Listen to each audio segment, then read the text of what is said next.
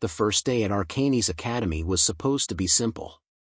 The sun hung high over the crystalline towers of the school, casting long shadows on the cobbled walkways. Students buzzed with nervous energy, clutching their textbooks and magical scrolls. Magic in the air felt palpable, shimmering with potential.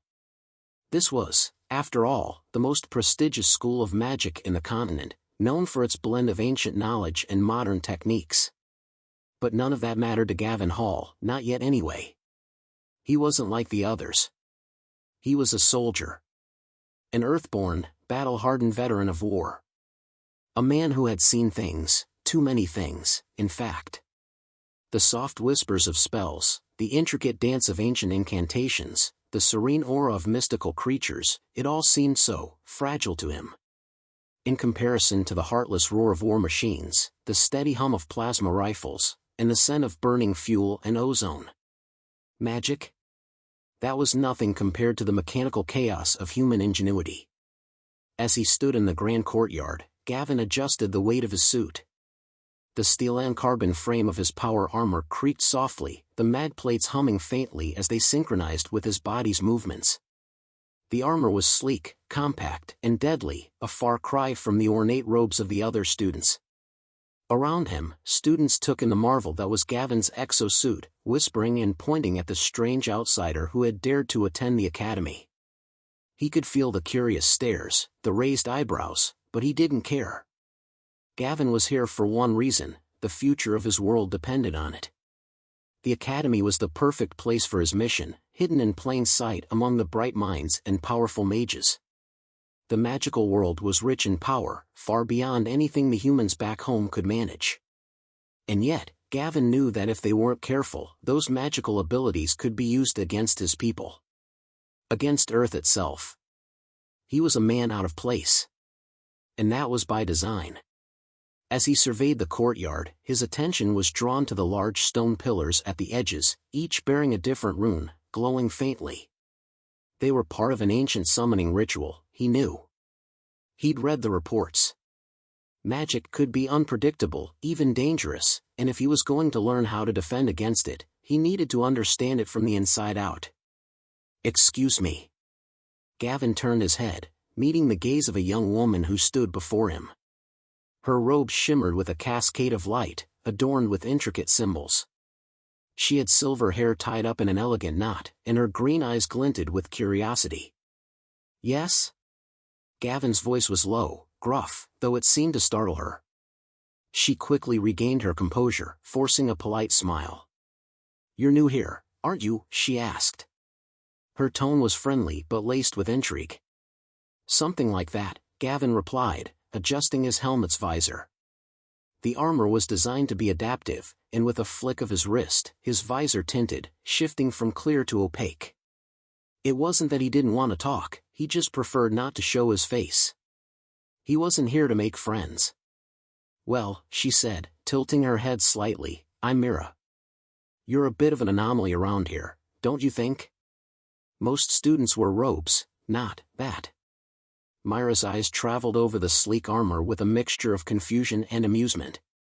Gavin allowed himself a small, almost imperceptible shrug. He wasn't here to explain himself to every curious face.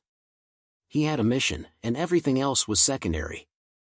Before he could offer another noncommittal response, a loud bell tolled from somewhere within the academy, shaking the air and silencing the whispers of nearby students.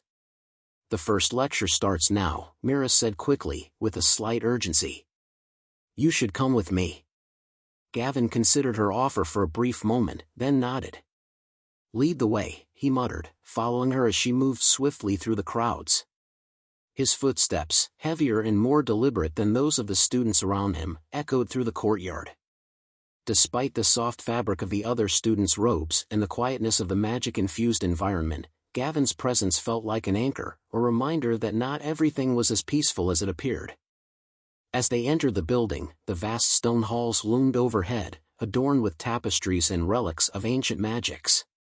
The smell of old parchment mixed with the faint scent of incense, and Gavin felt something stir within him, an echo of long-forgotten battles, of far-flung worlds.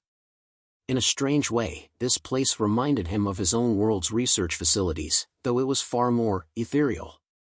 Mira led him down a narrow corridor, where rows of bookshelves stretched up toward the vaulted ceiling. Magic, apparently, was not only taught but revered here. This was no ordinary school, not by a long shot. "Here we are," Mira said as they reached a large door, embossed with runes of protection. She knocked lightly, and the door creaked open to reveal a large chamber filled with students sitting at long tables, their eyes fixed on the front of the room. The professor, a tall man with dark, flowing robes and an aura of ancient power, glanced up as they entered. His sharp eyes briefly scanned Gavin's armor before landing on Mira. "Ah, you brought the new student." His voice was deep, with a touch of amusement. "I trust you'll be able to keep up with the class, Mr. Hall?" Gavin's brow furrowed at the mention of his name. Of course they had already heard about him. It seemed his reputation preceded him. "I'll manage," Gavin said shortly, stepping into the room. The students around him seemed to shift uneasily, their eyes lingering on him, as though they could feel the tension in the air. Mira guided him to an empty seat near the back, where he could observe the proceedings without drawing too much attention.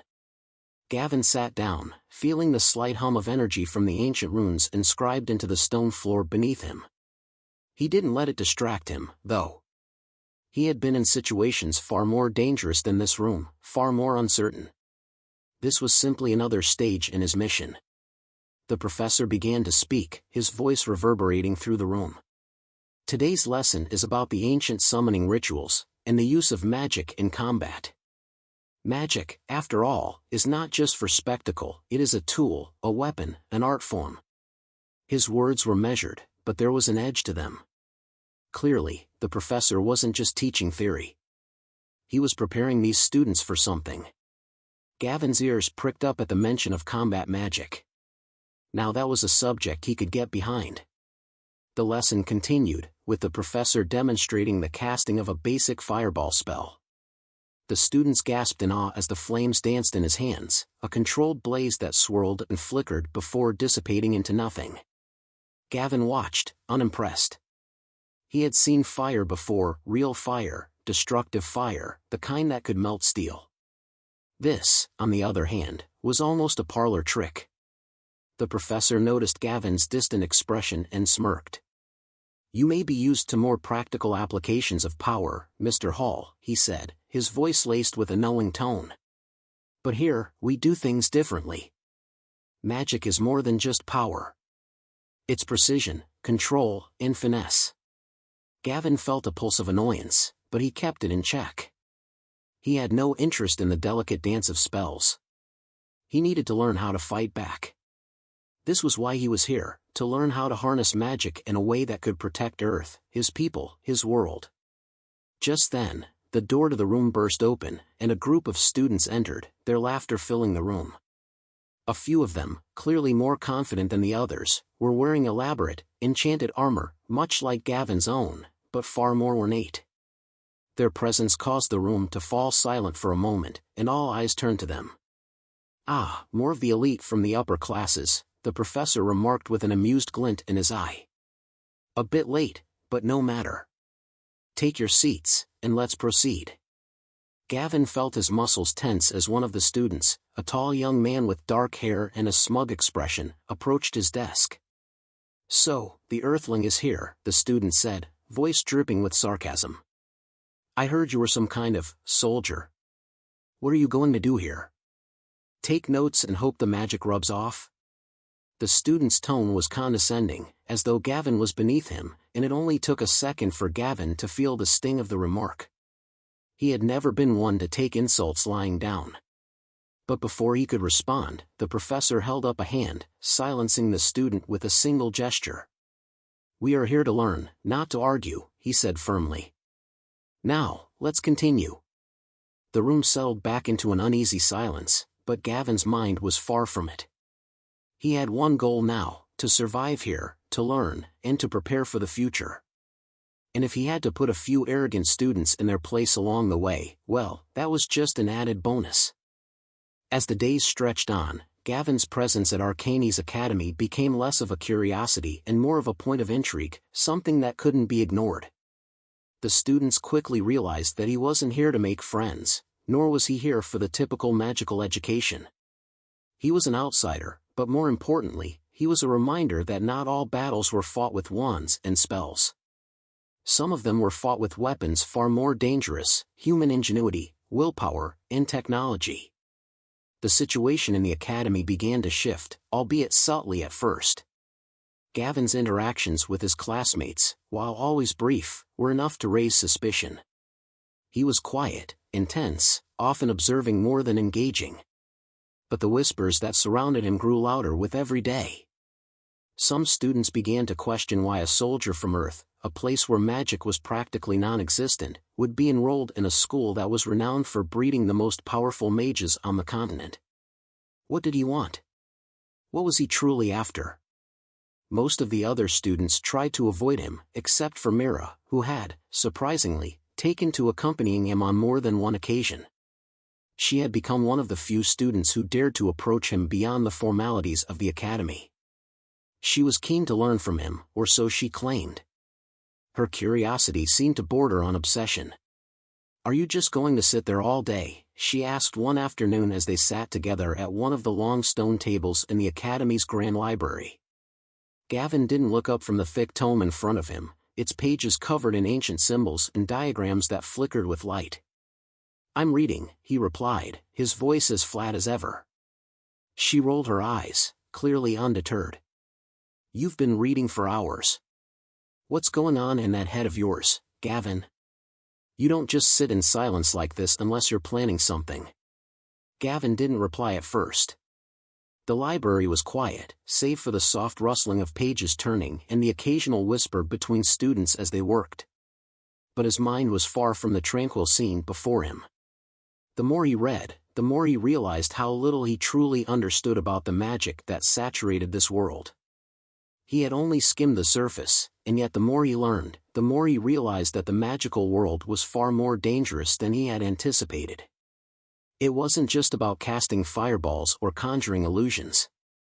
No, magic was far more complex, and far more dangerous. Mira seemed to notice his deepening frown. "What's bothering you?" she asked softly. Gavin hesitated. The truth? That he was starting to see the potential of magic to either help or destroy. That the military would never understand the subtlety, the elegance, the intricacies of how this world worked. That his mission wasn't as simple as he had hoped. But he couldn't tell her any of that. Not yet. "Just thinking," was all he said. Mira leaned back in her chair, studying him for a moment. "Well, thinking's good. But you're going to need more than just books if you want to survive here, you know?"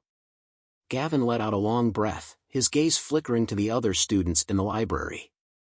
They were all absorbed in their studies, casting spells here and there, practicing incantations. They looked so serene in their studies, so absorbed in their mastery of something Gavin could barely comprehend. In a strange way, they made him feel like an outsider not just because of his appearance but because of how little he truly knew. "That's the problem," he muttered under his breath. "I don't want to just survive here. I need to learn something useful." "Useful?" Mira raised an eyebrow. "Like what?" Gavin didn't answer immediately. His mind was on the reports he'd seen before coming to the academy. The magical factions around the world were restless, and Gavin had seen the warning signs. Earth had been approached by a group of sorcerers from another continent, sorcerers who had their own ambitions.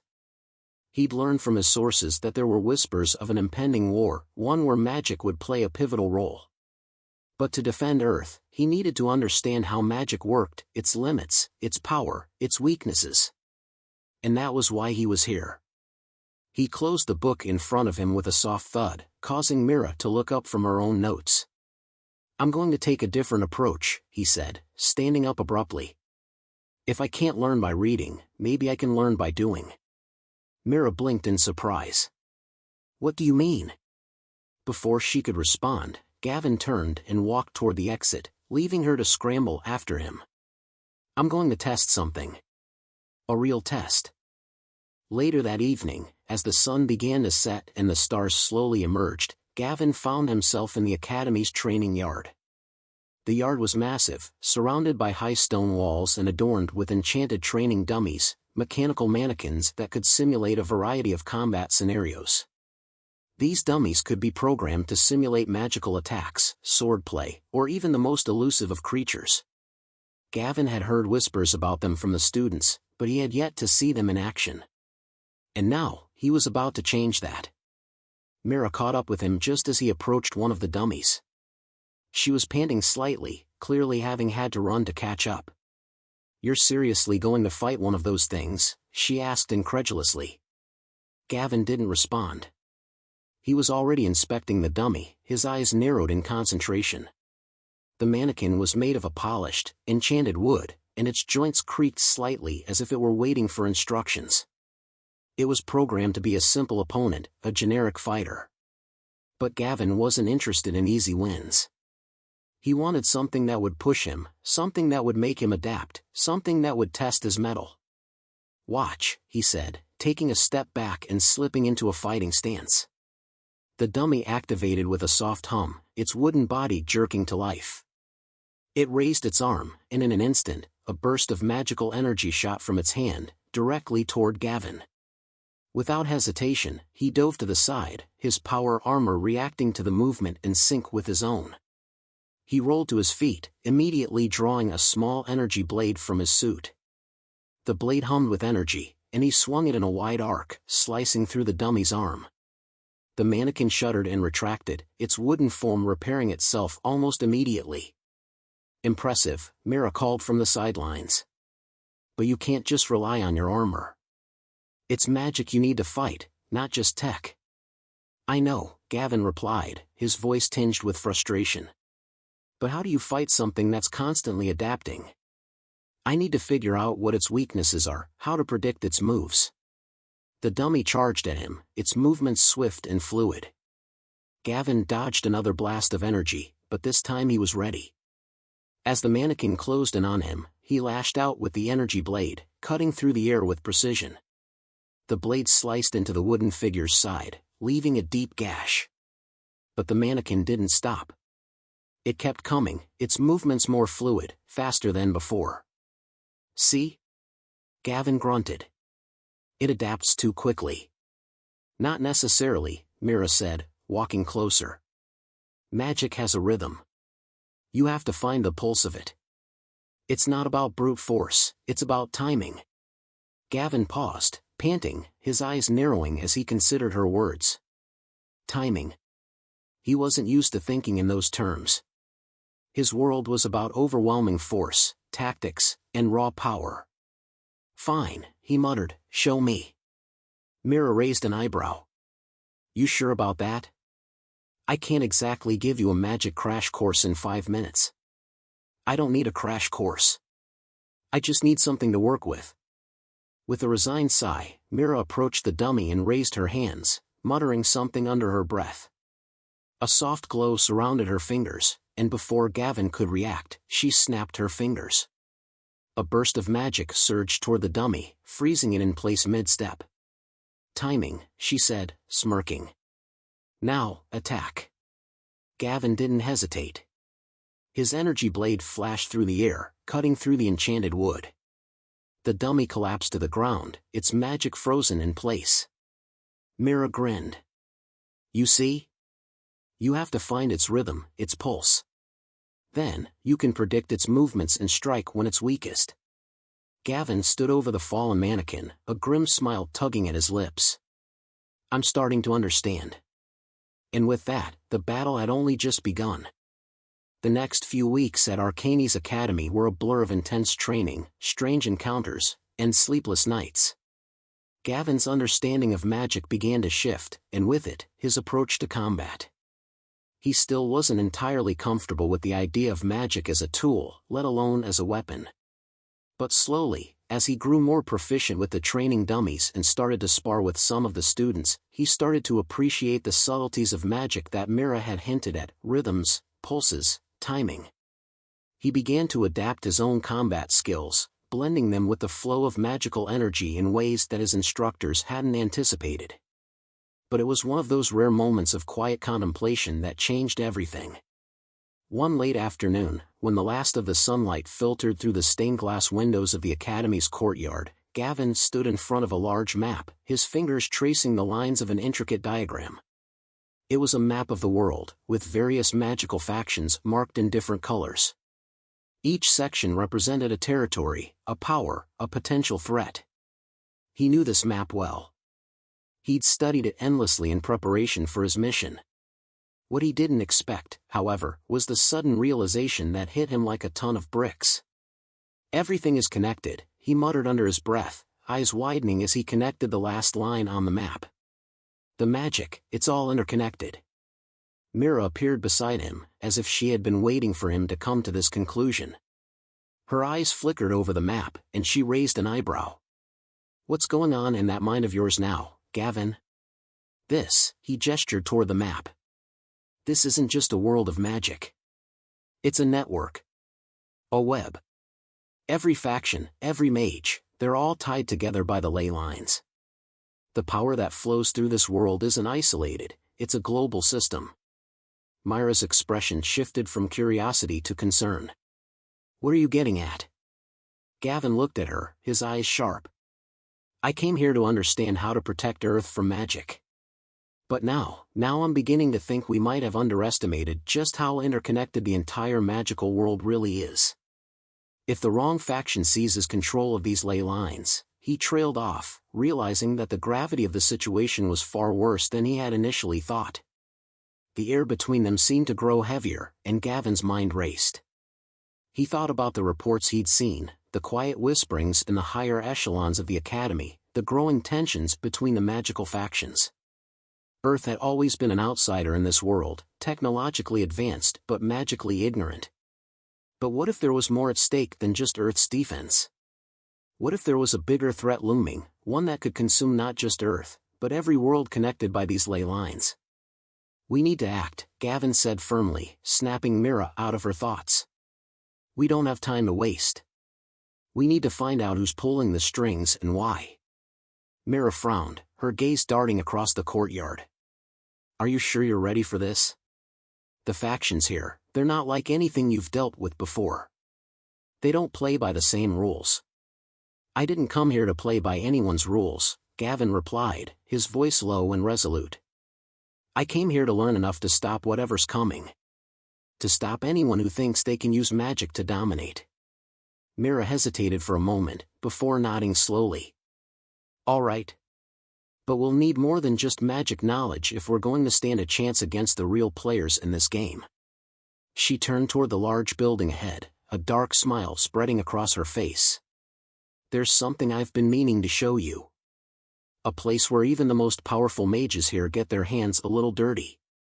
The place Mira referred to was located deep in the lower levels of the academy, hidden from the prying eyes of the faculty and students. Gavin had been in this part of the academy once before, during a brief encounter with a professor who had tried to warn him off, but he hadn't ventured far beyond the hallways. Mira, however, led him with an air of confidence that suggested she had more knowledge of this underbelly than she was letting on. The dimly lit hallway stretched out before them, its stone walls covered in intricate carvings of ancient magical symbols. The deeper they went, the colder it became. A strange, almost oppressive silence seemed to follow them. This is where the less conventional training happens, Mira explained in a hushed voice. It's a place where people come to learn how to harness dark magic, or sometimes, she paused, glancing over her shoulder at Gavin, how to break the rules of magic entirely. Gavin's brow furrowed. What kind of magic are we talking about? Anything, Mira said simply. Curses, necromancy, forbidden enchantments. The kind of magic that's not really approved of. Gavin's eyes narrowed. And you've been here before? Myra's smirk faltered, a flicker of something darker crossing her face. Only once. But the people who frequent this place, they're not your average students. Some of them are dangerous. Why show me this? Gavin asked. Mira turned to face him, her expression hardening. Because there's someone here who might know more about the ley lines, and who might be able to help us. His name is Alaric. He's not a professor, but he's well-connected. Gavin didn't hesitate. Take me to him. The further they descended, the more the oppressive air seemed to weigh on him. The academy, with its majestic halls and pristine classrooms, felt miles away. Here, it was as though they had stepped into another world entirely, a place where magic wasn't just a study or a craft, but a weapon to be wielded without concern for the cost. Finally, they arrived at a large, iron-bound door, heavily warded with magical symbols. Mira knocked softly, and after a moment, the door creaked open, revealing a dimly lit chamber. The figure standing inside was tall, his face obscured by a hooded cloak. The faint glow of magical runes danced across his robes, casting strange shadows on the walls. "You've come," the figure said, his voice low and smooth. There was an air of both wisdom and danger about him. "I had a feeling you would." "Alaric," Mira said, stepping forward. "We need your help. There's something happening here, something bigger than anyone realizes. Gavin here thinks it has something to do with the ley lines." Alaric's eyes flickered to Gavin, his gaze sharp and calculating. "Ley lines, you say? Interesting." He paused, as if weighing the significance of the statement. "Tell me, Gavin Hall, how much do you really know about them?" Gavin's jaw tightened. "Enough to know that they connect this world to others. Enough to know that whoever controls them controls everything." Alaric chuckled darkly. "Control? No, it's not about control. It's about balance. And the balance has been disturbed." The words sent a chill down Gavin's spine. Whatever was happening, it was worse than he'd feared. He had always known that this world's magic was dangerous, but now he realized just how deeply it was intertwined with forces far beyond what he could comprehend. "The factions," Gavin murmured, more to himself than to Alaric. "They're fighting for control of something that's much bigger than just power." Alaric nodded slowly. "Exactly. The real battle isn't between mages or warriors. It's about who can tap into the true heart of the ley lines. And once that power is unlocked, the consequences will be catastrophic." Myra's eyes narrowed. "What do you mean?" "The ley lines don't just carry magic," Alaric explained. "They carry energy from other realms, realms that we were never meant to interact with. If the wrong hands get hold of that power," he let the implication hang in the air, the tension thick enough to cut. Gavin felt the weight of Alaric's words settle on his chest. This was no longer just a mission to learn about magic. This was about survival, not just for Earth, but for everything connected to these ancient and powerful ley lines. The real war had just begun. The days following Gavin's conversation with Alaric were filled with tension. He had never felt the weight of responsibility like he did now. He was no longer a soldier tasked with a simple mission, but someone who was holding the fate of not just Earth, but every connected world in his hands. The ley lines, those invisible threads of magic that wove through the very fabric of existence, were far more than just a tool. They were the lifeblood of the magical world. And if the wrong people manipulated them, the consequences could be catastrophic. Gavin couldn't shake the feeling that everything he had known about warfare, strategy, and power was suddenly irrelevant. Magic wasn't something to be fought with technology or sheer strength. Magic, he realized, was a living, breathing force that required a different kind of understanding. And he had to adapt quickly.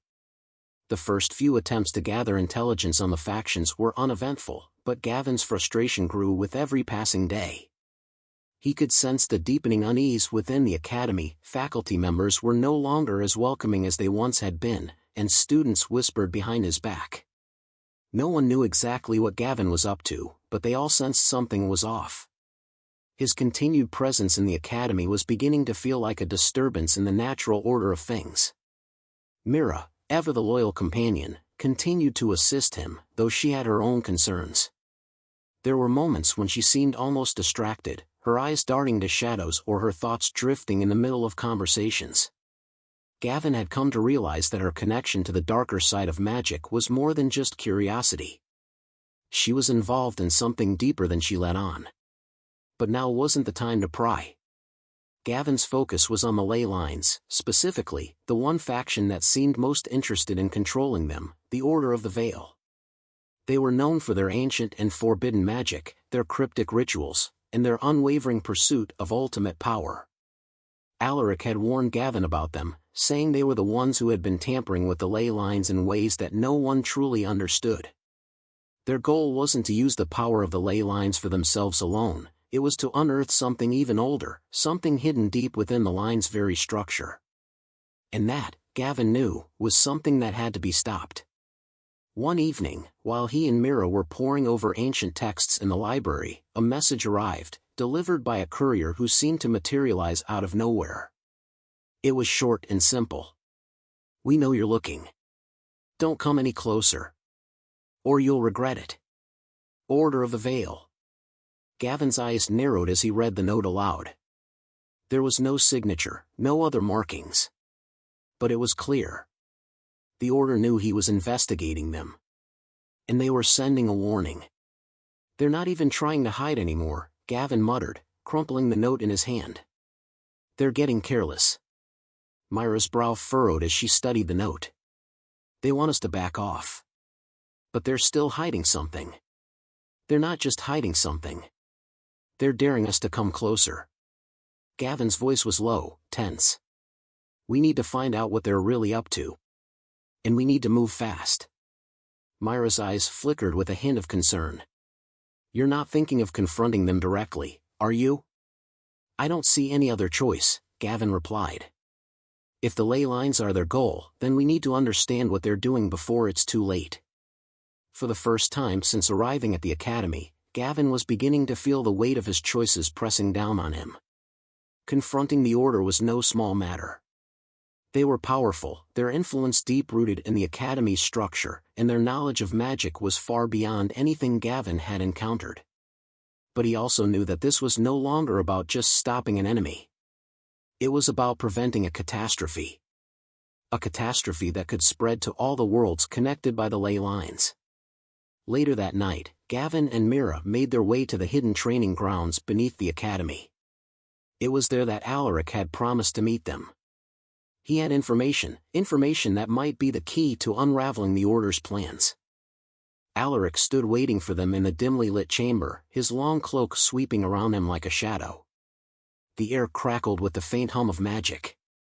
"You've come," Alaric said, his voice as calm and measured as ever. He didn't appear surprised, though there was a knowing glint in his eyes. "We've had a message," Gavin said, his tone dark. "From the Order of the Veil. They know we're looking into them. And they're not happy about it." Alaric's expression hardened. It was only a matter of time. The Order is ancient and powerful, but they're not invincible. They have their weaknesses. "Then what's the next step?" Mira asked. "What do we need to do?" "You need to understand what they're after," Alaric replied. "They've been manipulating the ley lines for years, but their true goal is not power. It's something far more dangerous, a relic buried deep within the heart of the ley lines themselves." Gavin frowned. "A relic? What kind of relic?" Alaric looked at him seriously. "It's called the Core, a powerful artifact capable of manipulating the very fabric of reality. If the Order gains control of it, they could rewrite the laws of magic, space, and time itself. They could reshape the world as they see fit." Mira gasped softly, her eyes wide. "But that would destroy everything. They could unravel reality." "Exactly," Alaric said, his tone grim. "Which is why we must stop them before it's too late." Gavin nodded. His decision was clear. "Then we need to find this core before they do. And we need to make sure the Order can't use it." Alaric inclined his head. "There's only one place where the core is kept hidden, at the very heart of the ley lines, deep beneath the academy. But reaching it won't be easy. The path is fraught with dangers, both magical and physical." Gavin's eyes narrowed. "I'm not afraid of a few dangers." Alaric smiled faintly. "Then you're more prepared than most." The journey to the heart of the ley lines was treacherous. Gavin and Mira fought their way through twisting tunnels, magical wards, and strange creatures that lurked in the shadows. Every step they took brought them closer to the core, but also deeper into the unknown dangers of the ley lines themselves. At last, they reached the chamber where the core was said to be hidden, a vast, dark space illuminated only by the eerie glow of the ley lines themselves, which pulsed like veins of living energy across the walls. In the center of the chamber, a pedestal stood, bathed in soft, golden light. But they weren't alone. The Order of the Veil had arrived. The leader of the order, a tall figure draped in dark robes, stepped forward from the shadows. His face was obscured by a mask, but his presence was undeniable. Behind him, several mages stood in formation, their hands crackling with magical energy. Gavin's heart pounded as he realized the enormity of the moment.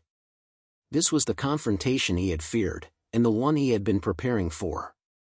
"You've come for the core," the masked leader said, his voice dripping with disdain. "But it is not yours to take." Gavin stood firm, his hand resting on the hilt of his energy blade. "We won't let you control it." The leader of the order laughed softly. "You think you can stop us? We are the true masters of magic, and you are nothing more than a fool with a toy." Mira stepped forward, her hands crackling with arcane power. "We may not have the power you do, but we have something you don't, courage." The battle erupted in an instant. Magic filled the air, clashing with the raw energy of Gavin's suit as he fought with everything he had. The Order's mages unleashed waves of destructive magic, but Gavin's quick thinking and Mira's precision allowed them to hold their ground. With a final, decisive strike, Gavin severed the link between the Order's leader and the core, and the room erupted in a flash of light. The core itself pulsed wildly, its power threatening to overwhelm them all, but Gavin held steady, using everything he had learned to stabilize the ley lines and prevent the core from exploding. When the light finally subsided, the Order was defeated, and the core lay dormant once more. Exhausted, but victorious, Gavin looked to Mira. "We did it." Mira smiled, though there was a weary edge to her expression. "We stopped them. For now." As they made their way back to the surface, the weight of what they had accomplished slowly sank in. The ley lines were safe, at least for now, and the Order of the Veil had been thwarted. But Gavin knew that this was just the beginning. There were other threats out there, and the fight for the balance of magic would continue. But for the first time since he arrived at Arcane's academy, Gavin felt a sense of peace. They had won. And somehow, that victory was worth everything.